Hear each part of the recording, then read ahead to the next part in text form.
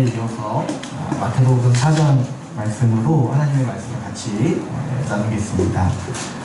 우리가 이제 지난 시간에 이어서 예수님께서 시험 받으시는 이 장면을 같이 한번 살펴보기를 원하는데요. 우리가 같이 나눴다시피 이 예수님이 받으신 이 시험은 예수님이 지금 사람의 대표가 될 수 있는지를 점검하는, 또 시험하는 시험이라고 했어요. 예수님이 아담을 대신하는 인류의 대표가 되실 수 있는지, 그래서 정말 완전한 사람이어서 사람의 대표로서 서실 수 있는지를 점검하는 시험이라고 했어요. 우리가 많이 아시다시피 아담은 인류의 대표였습니다. 그래서 그가 범죄했을 때 그를 대표로 하고 있던 모든 사람이, 그에게 속했던 모든 인류가 범죄자로 떨어지게 됐죠. 아담이 범죄했을 때 그가 인류의 대표였기 때문에 모든 사람이 죄인이 되는 거예요. 그런데 하나님께서 우리를 구원하시는 방법이 뭐냐니까, 하나님은 아담을 대신할 새로운 인류의 대표를 보내주신 거예요. 그게 바로 예수 그리스도신 거죠. 예수 그리스도가 오셔서 새로운 대표로 세우시고, 예수 그리스도가 의를 이루시면 그 예수 그리스도께 속한 모든 자들을 하나님께서 구원하시기 위해서 하나님은 예수 그리스도를 아담을 대신할 대표로서 우리에게 보내셨다는 거죠. 하나님이신 예수님께서 성육신하셔서 사람이 되신 이유가 여기에 있습니다. 예수님은 사람으로 오신 거예요. 사람의 대표가 되시기 위해서. 그래서 예수님은 완전한 사람으로서 이 땅에 오셨다라고 우리가 믿고 있는 것이죠. 예수님께서 우리를 대신해서 우리를 구원하시기 위한 대표자가 되시려면은 이 두 가지가 필요했는데, 이 완전한 사람이시면서도 죄가 없으셔야 돼요. 의인이셔야 돼요. 그렇죠. 우리 예수님께서 우리를 대신한 화목제물이 되시고 우리를 대신한 속량이 되시려면은 그분은 죄를 지으면 안 되시는 거죠. 그래서 완전한 의인이셔야만 했던 거예요. 그런데 그뿐만 아니라 우리가 이제 아주 근본적으로 생각해 봐야 되는 거는, 예수님은 완전한 사람이셔야만 했다는 거죠. 완전한 사람이면서 죄가 없으셔야만 했었어요. 그래서 그럴 때만 그분이 우리 죄인인 사람들을 대신하실 수 있고, 또 죄인인 사람들을 대표해서 우리를 구원하실 수가 있게 되는 거죠. 그래서 이 예수님이 받으신 이 시험들은 그분이 완전한 사람으로서 이 죄의 유혹을 견딜 수 있는가, 정말 죄를 이겨낼 수 있는가, 완전한 사람으로서 의인이 되실 수 있는가를 점검하는 시험이라고 볼 수가 있습니다.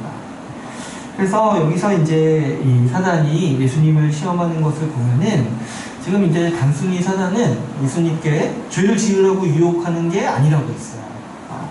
여기서 이제 예수님께 계속해서 사단이 유혹하는 건 뭐예요?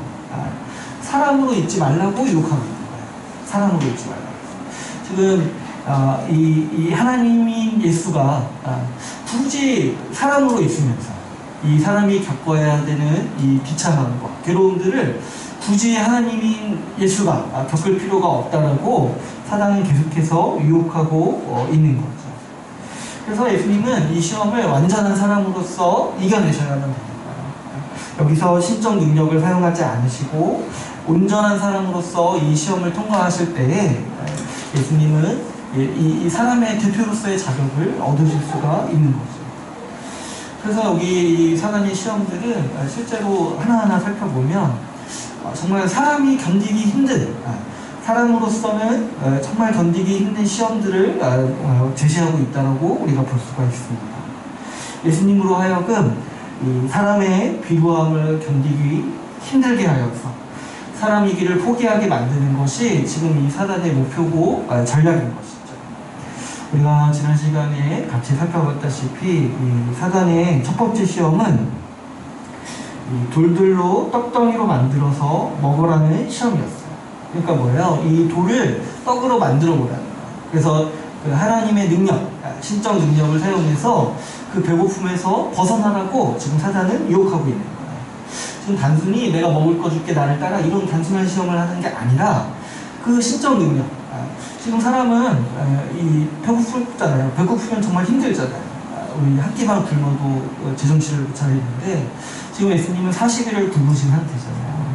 근데 이 사람의 한계를 아주 예수님이 경험하고 계신 거예요. 사람은 먹을 것이 없으면 죽는 존재다. 그래서 근데 하나님이 너가 굳이 그런 상태를 가질 필요가 있겠냐. 먹을 것이 없으면 사람은 이토록 힘든데 너는 그럴 필요가 없지 않냐. 그래서 너의 그 능력을 사용해서 이 어려움을 벗어나라 라고 사단은 유혹하고 있는 것이죠. 그래서 지금 사실 사단은 너가 하나님의 아들인 것을 증명해봐라 이런 얘기를 하고 있는 게 아니에요. 굳이 하나님이 너가 굳이 사람이 될 필요가 있겠느냐라고 지금 유혹하고 있는 것이죠. 사단이 잘 파악했듯이 우리가 사람으로 살아갈 때 이 가장 힘든 게 뭐냐면은 이 먹고 사는 문제라는 거죠. 우리가 먹을 것이 없어서 죽는다라는 거를 우리는 본능적으로 알고 있죠. 우리는 먹을 것이 없으면, 또 바꿔 말하면 이 돈이 없으면 살 수가 없는 사람들이죠. 그래서 우리는 돈이 없을 때 우리가 언제 공포와 염려를 가장 많이 느낍니까? 돈이 없을 때 공포와 염려를 가장 많이 느끼죠. 우리가 돈이 없을 때 거의 죽을 것 같은 위협과 공포를 느끼면서 살아갑니다. 사단은 우리의 이 가장 깊은 두려움, 우리의 이 가장 깊은 어려움들, 이게 뭔지를 정확히 꿰뚫고 있는 것이죠. 사단은 우리 인생의 본질이 이 먹을 것을 위해 사는 일에 있다라고 말합니다. 그래서 사단은 자주 우리에게 이렇게 속삭이는 거예요. 너 정신 차려야 돼. 돈 없으면은 넌 죽어. 지금 뭐 하고 있는 거야? 지금 먹고 살기 위해서 최선을 다해야지만 겨우겨우 살 수 있는 게 우리 인생이라고 계속해서 사단은 우리 인간의 삶에 대해서 얘기하고 있는 것이죠. 우리가 돈을 벌기 위해 모든 전력을 다해야 돼. 이거 외에 우리 인생에 중요한 게 뭐가 있냐? 먹을 것이 없으면 죽는 존재지 않냐라고 사단은 끊임없이 우리 인생에 대해서 가르치려 하고 유혹하고 속삭이고 있는 것이죠. 그러므로 여러분, 우리가 믿음을 갖는다는 것은 아예 애초에 처음부터 이 사단의 유혹을 이기고 이 사단의 유혹에 맞서는 일이 우리 믿음의 시작이라고 볼 수 있습니다.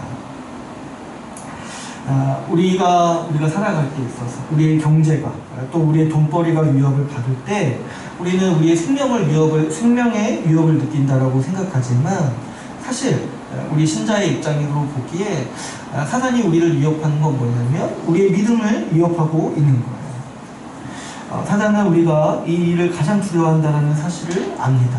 사람이 이 문제 하나에 살고 죽고 넘어진다는 사실을 누구보다도 잘 알고 있죠. 그래서 사단은 여기에 모든 신경을 쓰도록 우리를 몰아갑니다. 그래서 이 먹고 사는 문제로 우리를 위협하는 거죠. 지금 교회 다닐 시간이 어디 있냐? 돈 버는 문제 해결하지 못한 주제에 지금 뭐 신앙이 무슨 소용이 있냐? 돈 버는 문제 해결하고 신앙생활 해라. 이런 식으로 우리를 끊임없이 유혹하고 괴롭히는 게 사단의 목적인 거죠.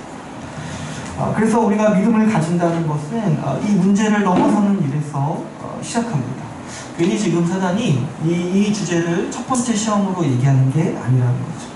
이거를 넘어서지 못한다면 그 누구도 사실은 믿음을 시작할 수가 없는 거예요. 이 먹고 사는 문제를 믿음 안에서 해결하지 못하면 바꿔 말하면 주님이 우리의 생계를 책임지신다는 사실을 믿지 못하면 우리의 믿음은 한 걸음도 내디딜 수가 없는 것이죠. 얼마나 우리 주변을 보면은 이 먹고 사는 문제, 또 직장의 문제로 얼마나 많은 사람들이 교회를 떠나고 또 신앙을 멀리하는가, 얼마나 많은 사람들이 하나님의 말씀을 멀리하는가 우리는 쉽게 봅니다. 우리가 이 문제를 보면은 우리 인생 내내 이 문제가 따라다닌다는 것을 금세 눈치챌 수가 있습니다. 먹고 사는 문제에 대해서 10대, 20대만 고민하는 게 아니라는 거죠. 30대가 돼도 40대가 돼도 늙어도 더 더 늙어도 우리는 끊임없이 이 고민을 하게 되고 여기에 대해서 괴로움을 안고 살아갈 수밖에 없는 사람들입니다. 그래서 우리는 우리 인생을 가리켜서 고민할 수밖에 없어요. 정말 먹고 살기 위해 사는 인생인가? 그게 우리 인생의 전부인가? 우리는 고민할 수밖에 없죠. 그런데 우리 주님은 우리 인생을 가리켜서 이렇게 말씀하십니다. 사람이 떡으로만 살 것이 아니요 하나님의 입으로부터 나오는 모든 말씀으로 살 것이라. 하나님이 지으신 사람은 단순히 먹고 살기 위해 사는 사람이 아니라는 거예요. 하나님이 지으신 사람은 먹고 사는 문제가 해결되면 살 수 있는 사람이 아니라는 거죠. 하나님이 지으신 사람은 하나님 말씀에 기대어 살 때 생명을 누리면서 살아갑니다. 여러분, 우리는 이 사실을 믿는 사람들이에요. 물론 우리는 부정하지 않는 게 우리가 살아갈 때 돈이 필요해요. 돈이 없으면 우리가 어떻게 살아갈 수 있겠습니까? 이걸 부정할 수는 없어요. 그런데 그보다 더 우리의 인생을 붙들고 그보다 더 우리를 사람답게 하고 그보다 더 우리 인생에 갈급한 게 뭐냐니까 하나님의 말씀이라는 것을 우리는 믿는 사람들이에요. 근데 우리는 돈이 없으면 먹고 살 게 없으면 죽는다는 걸 알아요. 그런데 우리가 또 한 가지 더 깊이 인정하는 게 무엇이냐면 우리는 하나님의 말씀이 없이는 사람으로 살 수가 없다라는 사실을 믿는 사람들이라는 거죠. 그래서 우리는 우리 믿음이 무엇인지를 이 시험의 말씀들을 통해서 점검해 봐야 합니다. 여러분, 우리 주님께서요 우리 대신에 이 시험을 받으셨어요. 그래서 주님은 우리 인생을 누구보다도 잘 아시죠. 주님은 우리 인생이 얼마나 이 돈에 의존하기 쉬운지 누구보다도 잘 알고 계십니다. 제가 언젠가도 한번 얘기했지만 성경에 이 돈 얘기가 굉장히 많이 나와요. 왜 그러냐니까 이 돈 문제가 사실 우리 믿음의 아주 기본적인 요소라는 거예요. 우리 주님께서 이 돈에 대해서 가장 강력하게 얘기하시는 게 뭐냐면 우리 주님은 우리에게 이 돈을 목적으로 먹을 것을 목적으로 살지 말라라고 말씀하십니다. 왜냐하면 그러한 삶의 목적, 그러한 삶의 태도는 이방인의 삶이라고 했어요. 이방인의 삶이라는 게 뭐냐니까 하나님이 없다고 여기는 사람들이 그렇게 살아간다는 거예요. 하나님이 우리를 살게 하는 게 아니라 돈이 우리를 살게 한다라고 믿는 사람이 돈을 벌기 위해서, 먹고 살기 위해서 열심히 살아간다는 거죠. 그러나 하나님이 우리를 살게 하신다라고 믿는 사람들은 주님이 이렇게 말씀하셨어요. 그의 나라와 의를 위해서 먼저 산다라고 말씀하셨어요. 그분이 우리를 돌보시고 우리를 입히시고 우리를 먹이신다라는 것을 믿기 때문에 우리는 구태여 그 돈을 위해서, 돈을 인생의 목적으로 두고 살지 않고 우리 가장 큰 영광이요, 인생의 목적인 하나님의 영광과 그분의 나라를 위해서 살아가는 것이 하나님이 원래 지으신 삶의 모습이라고 우리 주님은 우리에게 말씀하고 계십니다. 여러분, 예수님께서 우리에게 초대하시는 삶은 이 사실을 믿는 삶이라는 거예요. 하나님의 말씀이 우리를 살게 하신다는 말씀을 믿으면서 살아가는 삶이 애초부터 처음에 믿음을 시작하는 삶의 기본적인 모습이라는 거죠. 이 사실을 믿을 때 비로소 우리의 믿음을 시작할 수가 있는 거예요. 누구도 이 문제를 해결하지 않고서는 그 누구도 한 발짝도 믿음의 길에 들어설 수가 없습니다. 왜냐하면 사단이요 정말 잘 알아요. 우리가 이 문제로 언제든지 쉽게 흔들린다는 사실을 알아요. 그렇기 때문에 우리가 이 문제를 정말 믿음으로써 견디지 않고 또 믿음으로써 우리가 결단하지 않는다면 사단은 언제든지 우리를 위협할 거예요. 지금은 괜찮을지 몰라요. 그런데 나중에 40대, 50대, 60대 또 나중에 어떤 어려움을 가지고 와서도 항상 사단은 이 문제로 우리를 괴롭힐 거예요. 아까 우리 대표 기도자가 기도했듯이 이제 이 코로나 이 사태 위험이 이제는 이제 경제적 위험으로 번지고 있습니다. 지금 이제 우리나라도 많이 내수가 침체되어 있고 이제 세계 경제가 어려워지니까 사실 이제 우리나라 경제가 굉장히 어려운 가운데 있을 거라는 거를 누구라도 쉽게 예상할 수가 있어요. 이럴 때 지금은 뭐 별다른 어려움이 없을지라도 또 지금 이미 어려우신 분들이 많이 있죠. 근데 앞으로도 이제 적어도 올 한 해는 어려울 거라는 걸 우리가 예상할 수가 있어요. 그럴 때 수많은 사람들이 시험에 들 겁니다. 먹고 사는 문제가 흔들릴 수 있기 때문에. 그런데 이제 우리가 이 위험들, 앞으로 다가올 어려움들을 예상할 때 그거를 단순히 이 먹고 사는 문제가 어려울 거라고 예상하는 것이 아니라 지금 우리 믿음이 시험 받을 때라는 거를 우리는 반드시 봐야 하는 것이죠. 그랬을 때 우리 언제든지, 우리 삶에 언제든지 이 어려움이 찾아올 수 있습니다. 우리 삶에 언제든지 먹고 사는 문제가 우리의 삶을 뒤흔들고 위협할 수 있어요. 근데 그때 우리가 정말 이 말씀을 새겨야 되는 거죠. 우리가 예수님의 이 말씀, 사람이 떡으로 사는 것이 아니라 하나님의 말씀, 하나님의 입으로부터 나오는 모든 말씀으로 산다라는 말씀을 우리는 반드시 기억해야 합니다. 그래서 우리 인생의 본질이 무엇인가를 항상 생각해야 하는 것이죠. 그래서 우리가 좀 이런 앞으로는 어떤 어려움이 올 때 힘들 수 있어요. 굉장히 어려울 수 있고 내가 정말 죽을 것 같을 수 있어요. 그럼에도 불구하고 우리가 우리 인생을 붙드는 것이 무엇인가? 정말로 하나님의 말씀을 붙들고 우리 흔들리지 않는 믿음을 가질 수 있도록 우리가 준비해야 마땅한 것이죠. 특별히 오늘 또 두 번째 시험을 같이 함께 살펴보려고 하는데요. 두 번째 시험은 이제 5절에 나옵니다. 5절에 보면은 이 마귀가, 사단이 예수님을 데려가죠. 거룩한 성으로 데려다가 성전 꼭대기에 예수님을 세웁니다. 그리고 어떻게 얘기하니까 6절 말씀, 이 말씀에 기록된 대로 천사들이 보호해 줄 거니까 뛰어내리라고 권경하죠. 여기서 이제 이 사단이 데려가는 이 거룩한 성, 성전 꼭대기는 아마도 이제 그 당시에 성전을 말하는 듯 합니다. 이 성전이 보면은 산 위에 있었어요. 그래서 그 성전 꼭대기는 굉장히 높은 곳이겠죠. 그래서 예수님을 사실 사람이 올라갈 수 있는 곳이 아니에요. 그런데 예수님을 그 꼭대기 위에 올려다 놓고 떨어져 보라고 권유하는 거죠. 이 성전이니까 사람이 굉장히 많이 모여 있었겠죠. 근데 이제 사실 그 성전 꼭대기에 올라가는 것만으로도 굉장히 주목을 받았을 거예요.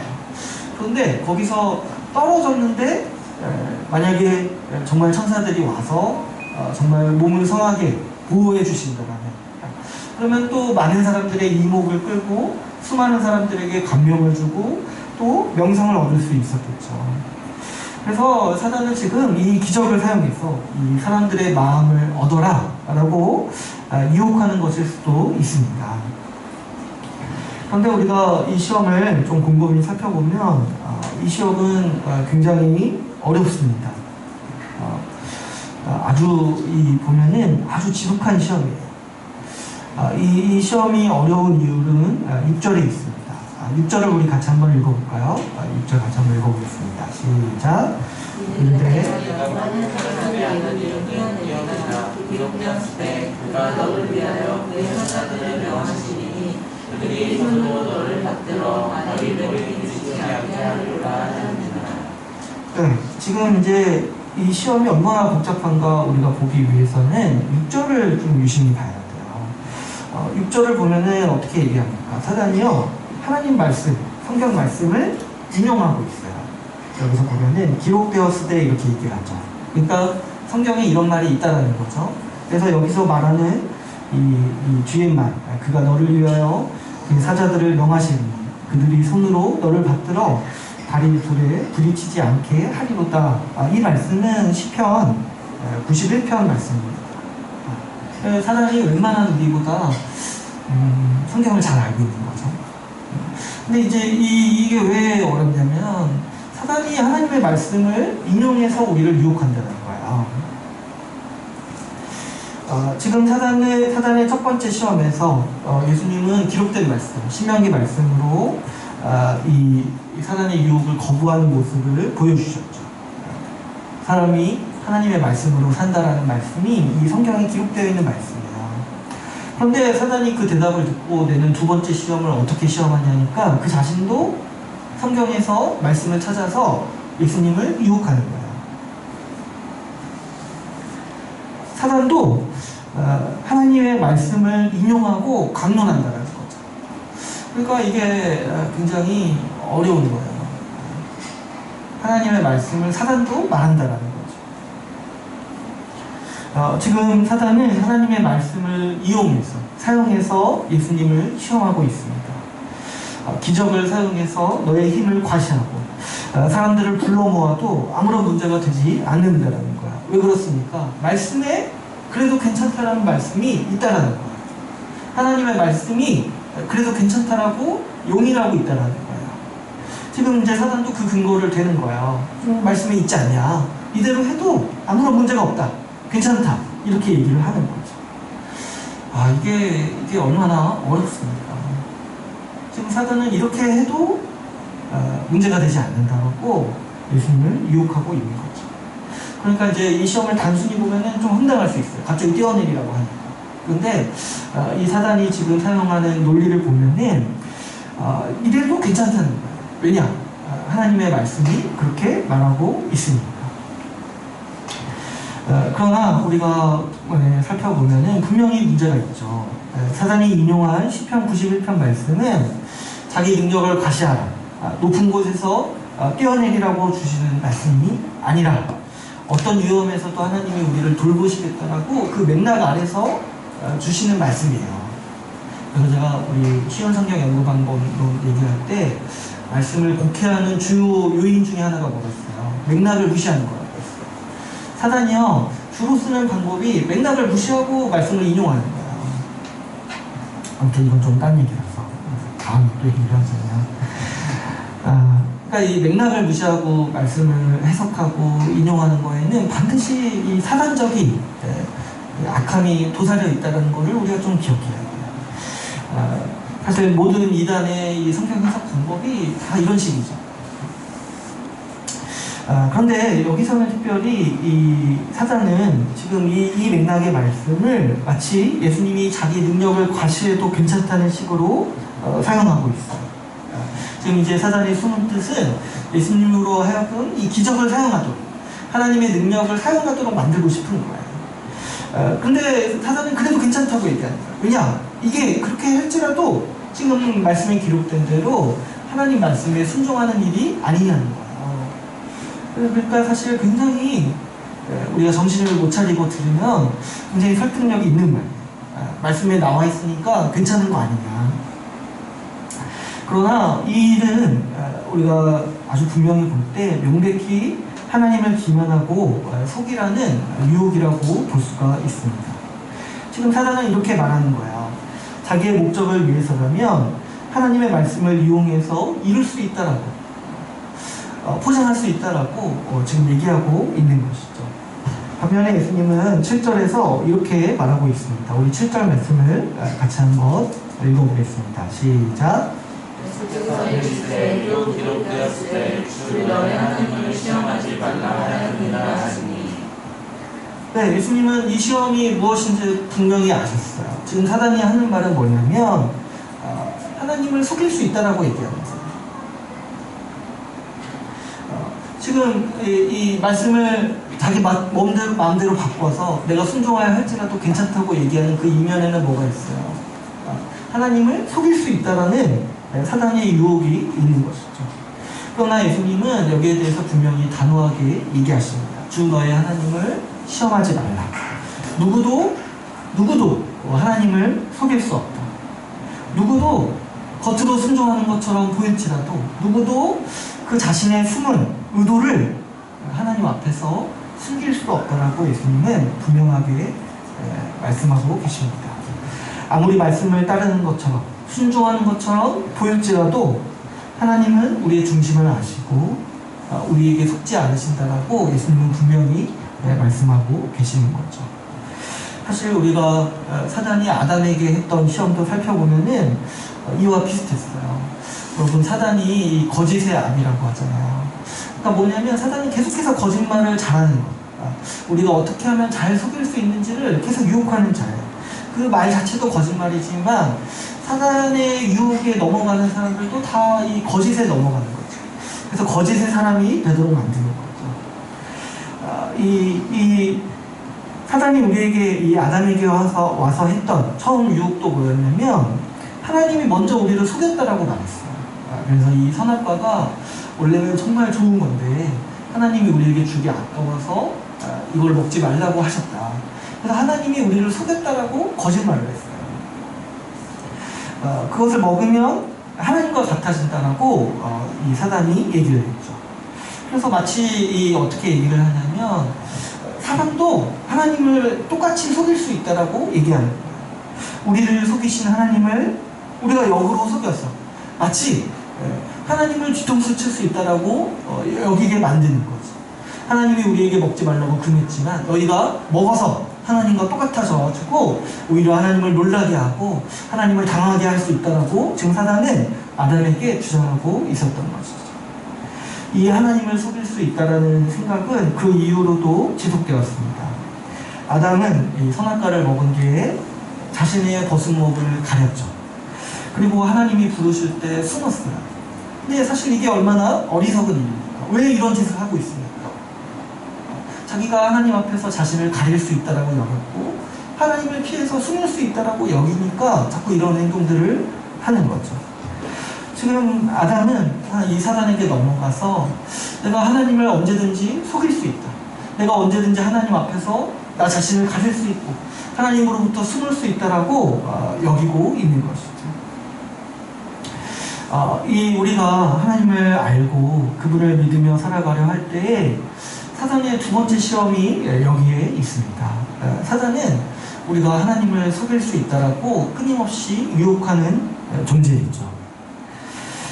이 하나님을 속이고 싶어하는 이 죄의 유혹은 사실 이 교회 밖에 있는 사람보다 교회 안에 있는 사람에게 더 강하게 다가오는 유혹입니다. 우리 교회 안에 있는 사람들에게 이 유혹들이 어떻게 나타납니까? 우리는 좀 평소에 적당히 살고 싶어요. 적당히 믿고 싶고 적당히 믿는 것처럼 보이고 싶어 할 때가 종종 있는 것이죠. 하나님을 따르고 싶지만 내 욕망도 내 육신도 똑같이 추구하고 싶어 합니다. 그래서 우리는 자주 위험한 줄타기를 하는 사람들이죠. 한 발은 하나님 나라에 들여놓으려 하고 한 발은 세상에 적당히 놓으려고 하는 게 오늘날 많은 교회 안에 있는 사람들의 모습이에요. 이렇게 있어도 나는 믿는 사람이고 구원받은 사람이라고 여기고 싶어 하죠. 왜 그렇게 생각을 합니까? 나는 사람을 속일 수 있어요. 나는 교회를 속일 수 있어요. 더 나아가서 나는 하나님을 속일 수 있다라는 그 중심이 우리 안에 있기 때문입니다. 하나님이 이런 거 적당히 눈 감아주신다라고 우리는 생각하는 거죠. 내가 내 마음 중심에 적당히 세상을 살아가고 적당히 이런 것들을 좋아시킬 수 있다라고 믿는 거, 내가 내 죄를 적당히 컨트롤할 수 있다고 믿는 거, 내가 내 욕망을 적절히 조화시켜서 하나님을 따르면서도 온전히 내 욕심을 이룰 수 있다라고 믿는 거, 이 모든 것의 중심에는 내가 하나님을 속일 수 있다라는 중심이 여전히 우리 가운데 있는 것이죠. 그런데 이게 정말 논리적으로 모순이에요. 누구도 오른쪽과 왼쪽을 동시에 갈 수 없어요. 내가 오른쪽을 가기 위해서는 왼쪽으로 가는 것을 포기해야 되죠. 내가 왼쪽으로 가기 위해서는 오른쪽으로 가는 것을 포기해야 돼요. 성경이 하나님이냐 세상이냐, 하나님이냐 나 자신이냐, 이 문제를 제기할 때 제기하는 게 오른쪽이냐 왼쪽이냐, 이 문제로서 제기를 하는 거예요. 주님을 믿는 믿음의 길은 세상의 욕망, 나의 욕망을 따르는 길과 반대의 길이라는 거죠. 대표적으로 이제 돈 이야기를 많이 할 수 있는데 주님은 여기에 대해서 여러 번 말씀하셨어요. 돈을 사랑하면서 하나님을 사랑할 수 없다라고 분명히 얘기하셨어요. 돈을 추구하는 길과 하나님을 믿는 길은 오른쪽과 왼쪽의 관계라는 거예요. 그 누구도 이것을 적당히 조화시킬 수 없고 두 가지를 동시에 따를 수 없다라고 예수님은 분명히 얘기하셨어요. 그래서 돈을 미워하고 하나님을 사랑하든지, 하나님을 미워하고 돈을 사랑하든지 둘 중에 하나라고 예수님께서는 말씀하신 거예요. 오른쪽이든지 왼쪽이든지 둘 중에 하나라는 거예요. 그런데 우리의 아주 은밀한 욕망은 이 두 개를 다 할 수 있다라고 주장하는 거예요. 적당히 교회도 다니면서 적당히 세상도 추구할 수 있다라고 그래서 교회도 속이고 나 자신도 속이고 사람도 속이고 하나님도 속일 수 있다라고 여기는 게 우리 인간의 아주 오래된 욕망이라는 거죠. 세상과 세상의 가치관을 사랑하면서도 동시에 하나님을 사랑하는 척 속일 수 있다라고 우리는 믿고 있고 속고 있다라는 거예요. 사단에게. 우리가 하나님을 속이려 하는 욕망은 자기 합리화를 통해서도 아주 분명하게 나타납니다. 우리가 로마서 말씀을 통해서 인간의 죄가 어떻게 작용하는지를 나눴었어요. 그런데 우리가 로마서 말씀을 살펴볼 때 인간의 죄가 아주 가지는 이 추악한 모습 중 하나가 뭐라고 했어요? 자기의 죄를 합리화하는 모습이라고 했어요. 로마서 1장 32절에 이렇게 말씀하고 있죠.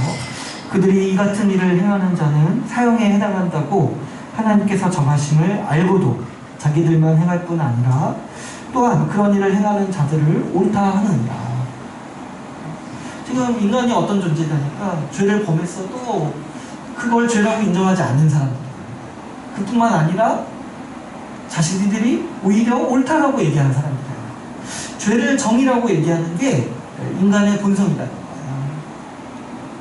우리가 이제 사회에서 일어나는 일을 봐도 쉽게 이런 일들을 볼 수가 있어요. 우리 이번에 아주 사회적 문제가 되는 N번방 사건, 제가 자세히는 못 봤는데 그거 봐도 거기 이 가해자들이 자기가 잘못했다는 인정을 잘 안 한다고 하죠. 오히려 자기들을 정당화하고 자기들이 한 일이 실수라고 얘기하고 오히려 그것들 폭로하는 일들을 너무 가혹한 일이라고 비난한다고 하죠. 오히려 피해자를 비난하고 있다고 하죠. 근데 여러분 그런 모습이요, 이게 어떻게 사람이 그러냐 이렇게 말하면 안 된다는 거야. 사람은 원래 그런 존재예요. 그걸 비난하는 그 사람도요, 자기 죄가 드러날 때 똑같이 반응할 거라는 거야.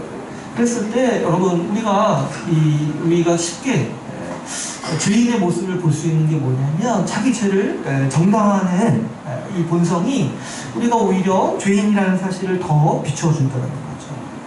사람은 아무리 자기가 잘못했어도 자기 스스로 옳다고 우기는 존재라는 거예요. 그래서 여러분 우리가 항상 우리 자신을 돌아봐야 돼요. 우리가 말씀을 믿는다고 하는데 우리가 정말 하나님의 말씀을 믿는가? 그래서 정말 하나님의 말씀으로 살아가는가? 아니면 그 반대는 뭐야? 하나님의 말씀으로 나를 정당화하는데 이용하는, 하나님의 말씀을 내 죄를 이 생활을 정당화하는데 하나님의 말씀을 이용해야 하는가? 우리 신자는 평생 고민해야 하는 것이죠. 우리가 하나님의 말씀을 믿고 살아간다면 우리는 그분의 말씀을 따르기 위해서 우리의 삶을 바꿀 거예요. 그런데 우리가 정말 우리의 삶을 정당화시키려 하는데 이 마음의 중심이 있고 거짓으로 하나님을 따르는 사람은 자기의 삶을 합리화하기 위해서 하나님의 말씀을 미묘하게 바꾸는 거예요. 여러분 우리는 어떤 사람입니까? 하나님의 말씀을 따르기 위해서 우리 삶을 바꾸는 사람입니까? 아니면 내 삶을 정당화하기 위해서 하나님의 말씀을 바꾸려 하는 사람들입니까? 오늘 사단이 하는 일이 정확히 이런 일이죠. 그냥 산 다음에 하나님의 말씀을 이용해봐라. 그러면 너는 괜찮을 수 있다. 정당화를 얻을 수 있다. 이렇게 유혹하고 있는 것이죠. 많은 사람들은 대충 삽니다. 자기 욕망이 끌리는 대로, 자기 마음이 끌리는 대로 선택하고 삽니다. 잘 고민하지 않아요. 내 선택이 어떤 동기에 의해서 이루어지는지, 내가 왜 이 일을 하려고 하는지, 내가 어떤 동기를 가지고 하려고 하는지 잘 고민하지 않아요. 그냥 자기 욕망에 따라서 아주 쉽게 선택해버려요. 그런 후에 자기 선택을 정당화할 수 있는 방법을 찾는 거죠. 자기가 마음대로 선택하고 자기가 마음대로 자기 욕망에 충실해서 선택한 그 선택을 정당화하기 위해서 하나님의 말씀을 찾는 거죠. 왜 그렇게 행동하고 있습니까? 하나님도 믿고 싶고 자기 마음대로도 살고 싶기 때문이죠. 그래서 사람들도 속이고 하나님도 속이고 싶어 하는 거예요. 그래서 우리가 살아가는 이 사회를 보면 또 교회의 모습을 보면 수없이 많은 범죄들이 말씀에 순종한다라는 미명 아래서 벌어지고 있습니다. 한국교회에 이제 가장 많이 문제가 되는 게 이 교회의 세습 문제이죠.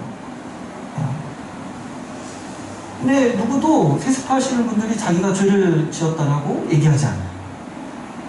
하나님의 말씀에 의해서 정당한 일을 했다라고 주장하는 거예요. 제가 어떤 교회에 세습한 뒤에 우리가 괜찮다라고 얘기하는 논리를 보니까 구약의 제사장도 어차피 다 세습이 있지 않냐는 거야. 괜찮다는 거야. 우리가 그렇게 범죄했어도 하나님의 말씀에 있기 때문에 괜찮다는 거야. 근데 여러분, 오늘 사단의 말과 너무 똑같지 않습니까? 괜찮다. 범죄해도 하나님 말씀에 그게 있기 때문에 괜찮다. 이 세상에 이 독재자들이 가장 좋아하는 말씀이 있습니다. 로마서 13장 1절 말씀입니다. 여러분도 들어보셨겠지만 어떤 말씀이냐면 각 사람은 위에 있는 권세들에게 복종하라. 이 말씀을요, 세상의 독재자들이 가장 좋아해요. 왜냐면 자기 권력을 정당화해야 해준다 생각하기 때문이죠. 우리 이제 몇 년 전에 이 박근혜 정권 때 사람들이 촛불을 줄 때 이상하게 교회 안에서도 이런 말씀을 하는 사람들이 있었어요. 지금 이거 하늘이 정한 권세자에게 대응하는 일 아니냐. 로마서 말씀을 봐라. 우리 이렇게 하면 안 된다. 라고 얘기를 하는 거죠. 근데 사실 이 법리에 따라서 주장하는 거잖아요. 이 대통령 탄핵에 대한 문제도 이 대통령이라는 자리가 권위가 있는 것이 아니라 그걸 정한 법이 권위가 있는 거잖아요. 그런데 이제 이런 말씀을 국회에서 자꾸 이 부패한 권력, 또 굉장히 악한 권력을 정당화하려는 사람들이 있다라는 거예요. 또 성경에 이 성공과 돈을 쫓는 사람들이 좋아하는 말씀도 있죠. 이 욥기 8장 7절. 내 시작은 미약하였으나 내 나중은 심히 창대하리라. 그런데 사실 이 말씀도 하나님이 하신 말씀이 아니에요. 이 욥의 친구들이 한 말씀인데 나중에 하나님이 나타나셔서 쓸데없는 말을 그치라고 친구들에게 얘기를 하시죠. 이런 거 맥락 없이 그냥 쓰는 거예요. 왜냐? 자기의 욕망과 자신의 죄, 자신의 이 삶을 정당화시켜줄 수 있다고 믿기 때문이죠. 어쩔 때는 제가 죄에 대해서 경고하고 이 죄를 저질렀을 때 따라오는 고통에 대해서 경고했을 때 어떤 분은 이런 얘기를 해요. 그 고통이 내가 져야 될 십자가라고 얘기를 해요. 근데 이것도 말씀을 굉장히 국회하는 거예요. 주님이 십자가를 지라고 했을 때 자기를 부인하라고 말씀을 하시는 거지, 죄 지었을 때 고통을 감내하면서 살아라 이런 말씀을 하신 게 아니라는 거죠. 이런 경우가 사실 셀 수 없이 많이 있습니다. 자기 행위, 자기 죄를 정당화하기 위해서 하나님의 말씀, 맥락을 다 무시하고 끌어다 쓰고 인용하는 경우 얼마나 많은지. 그래서 우리 고민하게 되는 거예요. 사람이요, 믿는 대로 사는 존재입니까? 아니면 자기 마음대로 살고 자기를 합리화시키는 존재입니까?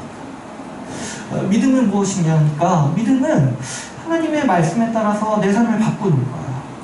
근데 가짜 믿음이 뭐냐니까, 내 마음대로 산 다음에 말씀을 끌어다 쓰는 거야. 말씀을 나를 정당화하기 위한 도구로 전락시키는 거야. 그래서 마치 말씀 이외에 내가 있다. 내가 말씀을 마음대로 편집할 수 있다. 오늘 사단이 말하는 것처럼 말씀으로 나를 정당화할 수 있다라고 믿는 게 우리의 아주 깊은 부패로 이 가짜 종교, 가짜 믿음의 실체인 거죠. 우리 안에는 끊임없는 이 욕망이 있습니다. 자기 행위를 정당화하고 싶어요.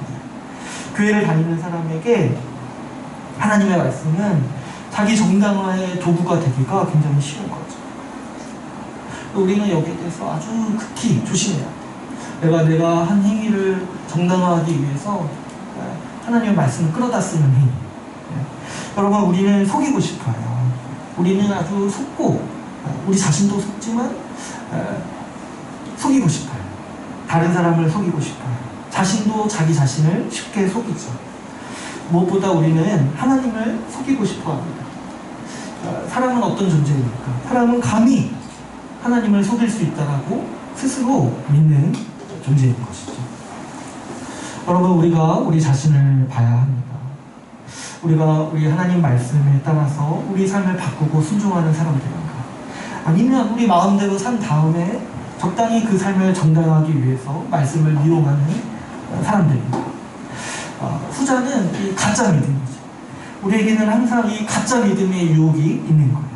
믿는 것처럼 보이고 싶은 유혹, 내가 교회 다니는 사람처럼 보이고 싶은 유혹, 내가 하나님 편인 것처럼 보이고 싶은 유혹이 우리에게는 항상 있다는 거예요. 성경은 이 가짜 믿음에 대해서 수없이 경고하고 있어요. 특별히 이제 야고보서, 요한일서, 또 더 생각하면 이제 요한계시록까지 이 공통된 주제가 뭐냐면 가짜 믿음을 버리라는 거예요. 가짜 믿음. 성경이 이토록 경고하는 이유는 분명합니다.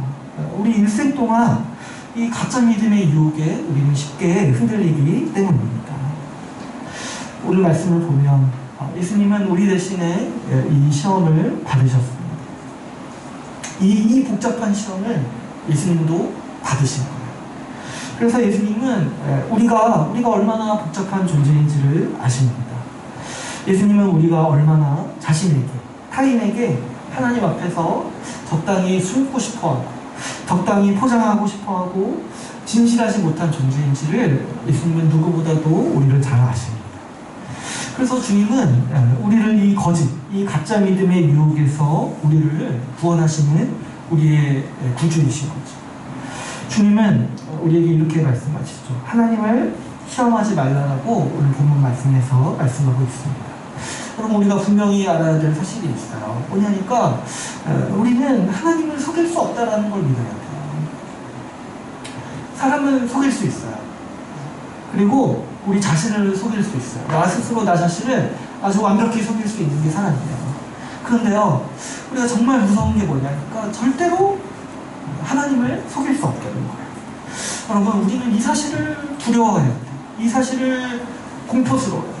내 자신의 실체가 드러나는 것이 두려운 게 아니라 하나님을 속일 수 없다는 사실을 우리가 두려워해요.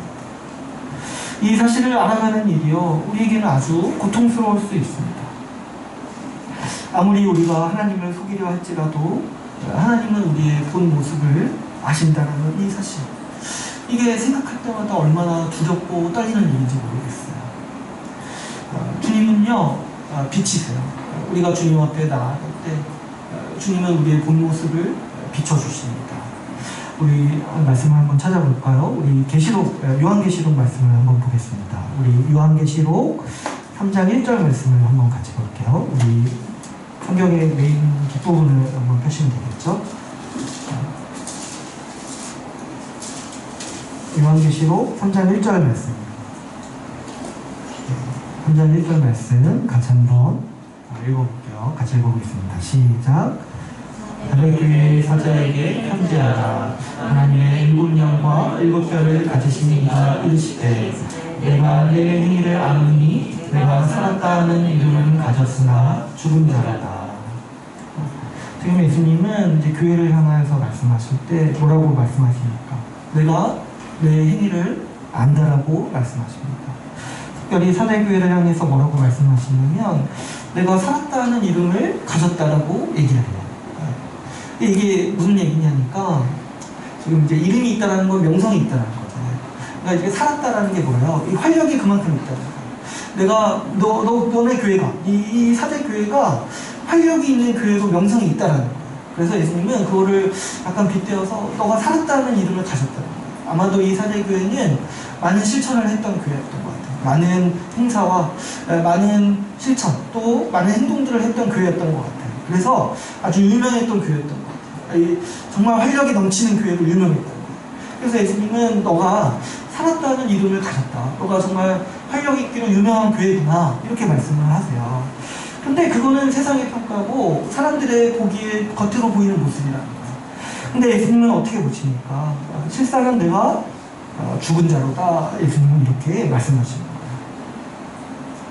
주님은 아신다는 거예요. 아무리 그렇게 실천이 많고 행사가 많고 행위가 많을지라도 내가 보기에 너의 중심이 죽어있다라고 주님은 아신다는 거죠.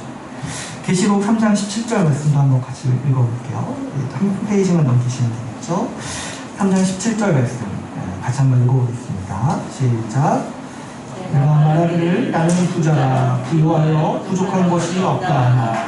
내 공부한 것과 가련한 것과 가난한 것과 의무한 것과 벌거벗은 것을 알지 못하는도다. 네, 17절 말씀은 라오디아 교회에 하시는 말씀이죠. 근데 이제 라오디아 교회는 자기들 스스로 부족한 것이 없고 부하다고 여기면서 하나님께 감사했어요. 그런데 실상은 어떠냐? 예수님 보기에 실상은 어떠해요? 내가 보기에 너희가 가난한 자다. 가난하고 눈멀고 헐거벗고 비구한 자다. 하늘에서 보기에 예수 그리스도께서 보시기에 너희 중심이 가난하다는 거죠. 이렇게 우리는 아무리 활기를 띠고 부자처럼 자신을 포장할 때라도 주님은 우리가 어떤 자인지를 아시고 우리를 비춰주신다는 사실을 볼 수가 있습니다. 우리가 아무리 우리 자신을 포장하고 감추려 할지라도 하나님은 우리를 아시고 우리의 행위를 아시는 분이시라는 거예요. 우리가 정직하게 하나님의 말씀을 대할 때 하나님의 말씀은 우리를 항상 비춥니다. 우리가 말씀을 연구하고 우리가 말씀을 공부할 때 그 하나님의 말씀이 우리에게 하는 일이 있어요. 그게 뭐냐니까 우리의 속마음을 드러나게 하는 거예요. 우리가 말씀을 붙잡고 또 DBS하고 또 연구할 때마다 자주 겪는 일이 뭐냐니까 내 속마음을 들키는 거예요. 왜 그러냐니까 하나님의 말씀이 우리를 비추고 하나님의 말씀이 우리를 드러내기 때문이죠. 그래서 우리 신앙의 선배들은 이런 얘기를 남겼습니다. 우리가 말씀을 읽을 때 우리가 말씀을 읽는 게 아니라 하나님의 말씀이 우리를 읽는다라는 말을 남겼어요. 여러분, 하나님의 말씀을 정직하게 읽고 연구하는 사람은 자신을 더 알아갑니다. 왜 그렇습니까? 하나님이요, 말씀을 대할 때마다 우리의 겉모습, 우리가 겉으로 포장하려고 했던 어떤 모습들 다 해체하시고 우리의 속마음을 드러내시기 때문이죠. 하나님께서 그 말씀의 광명한 빛으로 내가 숨기고 숨었던 어둠들을 하나님은 가차없이 드러내십니다. 우리가 말씀을 묵상하고 진지하게 붙잡을 때 우리의 숨은 속마음이 드러나는 일들이 비일비재하게 일어납니다. 이런 일이 무섭기도 하고 괴롭습니다. 그리고 당황스럽기도 해요. 어느 날 좋은 마음으로 말씀을 연구하다가도 아주 정말 벽에 부딪힌 것처럼 정말 걷다가 코가 깨진 것처럼 이 말씀이 두렵고 정말 공포와 충격으로 다가올 때가 있는 것이죠. 왜냐? 아무도 모른다고 생각했던 내 숨은 마음을 하나님께서 가차없이 드러내 보이시기 때문이죠. 근데 우리가 하나님을 믿고 살아갈 때 하나님이 우리의 속마음을 드러내시고 우리의 숨은 모습을 드러내시는 이유는 주님께서 우리를 심판하시기 위해서가 아니라 우리를 구원하기 위해서 그렇게 하신다는 사실을 우리는 알아야 합니다. 계시록 3장 19절 말씀을 우리 같이 한번 읽어볼까요? 3장 19절 말씀 한번 같이 한번 읽어보겠습니다. 시작. 누구는 내가 사랑하는 자를 책망하여 징계하노니 그러므로 내가 열심을 내라 회개하라. 주님이 우리를 비추시고 우리의 본 모습을 드러내시는 이유는 우리를 책망하고 우리를 깎아내리고 우리를 저주하고 우리를 비난하기 위해서가 아니라는 거죠. 주님은 우리를 사랑하시기에 우리의 속마음을 드러내시고 우리에게 회개의 능력과 마음을 주신다는 거죠. 그래서 우리가 가짜 믿음을 벗어버리고 진실한 믿음, 진짜 믿음을 갖게 하시기 위해서 주님은 이와 같은 일을 하신다는 겁니다. 회개가 하나님이 주시는 크신 은총이고 은혜라는 거예요. 여러분, 보통 사람은요 회개하지 않아요. 사람이 회개하기까지 얼마나 많은 장애물이 있습니까? 자기 죄를 인정해야 되는데 제가 계속해서 나눴다시피 사람 아무리 극악무도한 죄인이라도 자기 죄를 인정하는 것은 쉬운 일이 아니에요. 사람은 끊임없이 자기를 합리화하고 또 반항하고 오히려 비난하는 일에 앞장서는 게 이 사람의 본성인 거죠. 자기 죄가 아무리 만천하에 드러날지라도 떳떳하게 죽고 싶어하는 게 이 사람의 반응이고 모습인 거예요. 그래서 사실 회개는 우리 기독교인, 우리 복음을 아는 사람들에게 주어지는 하나님의 은총인 거예요. 회개할 마음을 주시는 것 자체가 하나님이 주시는 크신 은혜라는 거죠. 사실 회개의 자리까지 가는 것도 쉽지 않아요. 사람이 자기 죄를 깨닫는 것도 쉽지 않아요. 그리고 자기 죄를 안 다음에 회개의 자리에 가는 것도 굉장히 어려운 일이에요. 근데 하나님께서 우리를 구원하기 위해서 주시는 은혜가 무엇이냐니까 우리의 죄를 보게 하시고 우리의 거짓 믿음을 보게 하시고 우리에게 회개할 용기와 마음을 주신다는 거죠. 내가 예수 그리스도께서 십자가에서 죽으신 이유가 바로 이 죄에서 돌이키게 하기 위해서 죽으셨다라는 그 복음의 진리를 우리가 알게 하시고 그래서 우리가 우리의 죄를 가지고 엎드릴 용기를 우리에게 주십니다. 회개는 하나님께서 우리를 구원하시기 위해서 주시는 은혜요 하나님의 능력입니다. 하나님의 능력이 우리에게 역사하지 않고서는 우리가 우리의 죄를 가지고 무릎 꿇는 일이 일어나지 않는 것이죠. 그러므로 회개하는 사람은 하나님의 크신 사랑 안에, 은혜 안에 있는 사람입니다. 여러분, 우리가 추구하는 믿음의 길은 이 과정을 무서워하지 않아야 합니다. 우리는 하나님께서 우리의 이 본 모습을 드러내시고 회개에 이르게 하도록 언제든지 구하는 사람입니다. 우리가 우리의 본 모습이 드러나고 우리의 가짜 믿음이 드러날 때 우리가 당황하지 않고 하나님께서 우리를 용서하신다는 그 복음의 진리를 기억하고 회개의 자리로 나아가는 것이 우리가 믿음으로 사는 길인 거죠. 그러므로 여러분, 우리 복음을 아는 우리에게 가장 큰 은혜가 뭐냐면 우리가 회개할 수 있다. 하나님이 우리에게 회개라는 더 큰 은혜를 우리에게 주신다는 거죠. 우리는 우리의 모습을 가리고 사는 일에 익숙합니다. 그런데 우리가 어려운 시기를 겪으면 종종 우리의 진짜 모습이 드러나죠. 우리가 종종 만나는 어려움은 우리의 가짜 믿음을 아주 쉽게 드러냅니다. 그래서 야고보서 1장 2절에서 이렇게 말하고 있죠. 여러 가지 시험을 당하거든 기뻐하라. 왜냐하면 시험이 우리의 믿음을 온전하게 하고 연단하게 하고 우리의 가짜 믿음을 저버리게 하고 참된 믿음으로 거듭나게 하는 동기가, 계기가 될 수 있기 때문입니다. 여러분, 앞으로 우리에게 또 많은 어려움이 올 수가 있습니다. 지금 이미 굉장히 어려운 가운데 있을 수 있고 그뿐만 아니라 올해 또 내년까지 언제든지 어려움이 올 수 있어요. 제가 야고보서 나눌 때 얘기했잖아요. 여러 가지 시험이 언제든지 우리 삶에 찾아올 수 있습니다. 근데 우리가 당하는 이 시험들은요, 한 가지 역할을 하는데 그게 뭐냐면 우리의 거짓말을 해부하고 우리의 진짜 모습을 드러낸다는 거예요. 사실 얼마나 무서운 일입니까? 이 시험 앞에, 어려움 앞에 내가 어떤 사람인지 드러난다는 게 얼마나 정말 끔찍하고 무서운 일입니까?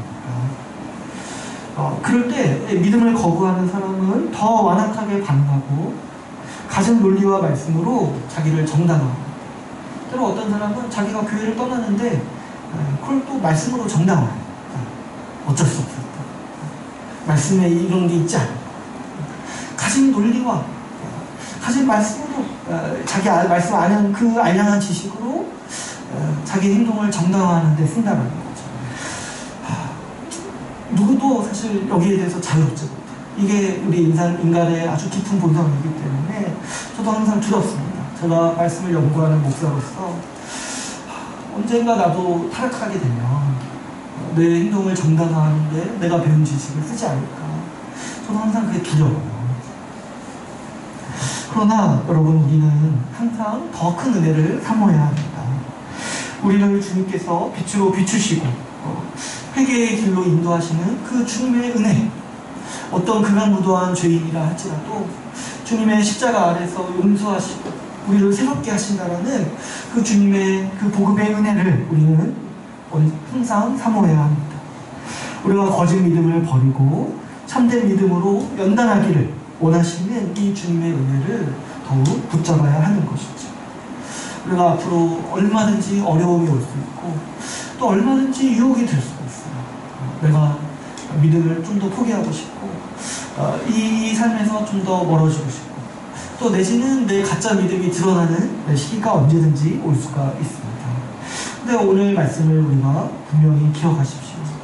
주님이 우리를 드러내시는 것은 우리를 멸망하고 우리를 버리시기 위해서가 아니라 오히려 우리를 구원하시고 거짓 믿음을 버리고 우리가 참된 믿음을 얻도록 하기 위해서입니다. 우리가 저항해야 되는 것은 이 가짜 유혹, 가짜 믿음을 가지고 살아도 된다라고 말하는 이 사단의 유혹을 우리는 거부하면서 살아가야 마땅합니다. 이제 오늘 말씀을 맺겠습니다. 오늘 우리는 이 두 번째 시험을 살펴봤습니다. 이 두 번째 유혹은 단순히 말하면 우리가 하나님을 속일 수 있다라고 믿는 유혹이라고 볼 수가 있습니다. 아주 지독하고 아주 우리를 은밀하게 우리 평생 괴롭힐 수 있는 유혹이라는 거죠. 하나님을 속이고 싶어하는 사람은 대충 믿고 싶어합니다. 세상도 사랑하고 하나님도 사랑하려 합니다. 하나님 말씀대로 살려 하기보다는 대충 산 다음에 하나님 말씀을 이용하여 자기를 정당화하는 일에 사용합니다. 여러분, 이 유혹이 우리 평생에 있습니다. 그러나 주님은 우리 대신에 이 모든 시험을 이기셨습니다. 주님께서 우리를 거짓 믿음을 버리고 참된 믿음으로 인도하십니다. 우리가 말씀을 의지하며 살아갈 때 하나님의 말씀은 언제나 우리를 비추고 우리의 본 모습을 보게 합니다. 하나님의 말씀은 우리의 거짓 믿음을 버리고 우리를 회개의 삶으로 인도하는 하나님의 능력입니다. 우리가 어려움을 겪고 우리의 본 모습이 드러나는 이 시험의 때는 항상 두렵죠. 그러나 우리가 가장 두려워해야 하는 일은 우리가 거짓 믿음으로 자기를 속이며 우리 인생을 살아가는 일입니다. 그러므로 우리는 시험의 때에 더욱더 우리 믿음을 점검하는 일에 힘써야 합니다. 시험이 올 때 진짜 시험 받는 거는 내 인생이 아니라 내 믿음이라는 생각을 우리는 자주 해야 하는 것이죠. 우리가 교회로 함께 살아갈 때 우리가 소망하는 바는 우리가 진실한 믿음으로 끝까지 함께 하는 일을 소망했으면 합니다. 빛이신 주님께서 우리를 인도하셔서 우리가 끝까지 참된 믿음을 지키는 교회가 되기를 우리가 같이 함께 소망하면서 살아갑시다. 우리 오늘 말씀을 마치고 같이 기도하는 시간을 갖도록 하겠습니다. 오늘 말씀을 가지고 우리 또 오늘 몇 가지 위해서 같이 기도할 텐데요. 우리 먼저는 우리 교회와 우리 자신의 믿음을 위해서 같이 함께 기도합시다. 또 우리 지체들의 믿음을 위해서도 같이 기도합시다. 이제 코로나 바이러스로 인한 어려움이 이제 지금이 시작일 수가 있다고 하죠. 그래서 앞으로 더 많은 어려움들이 우리를 찾아올 수 있고 또 이런 시험들은 우리의 믿음을 점검하는 또 우리의 믿음을 드러내는 역할을 하기도 합니다.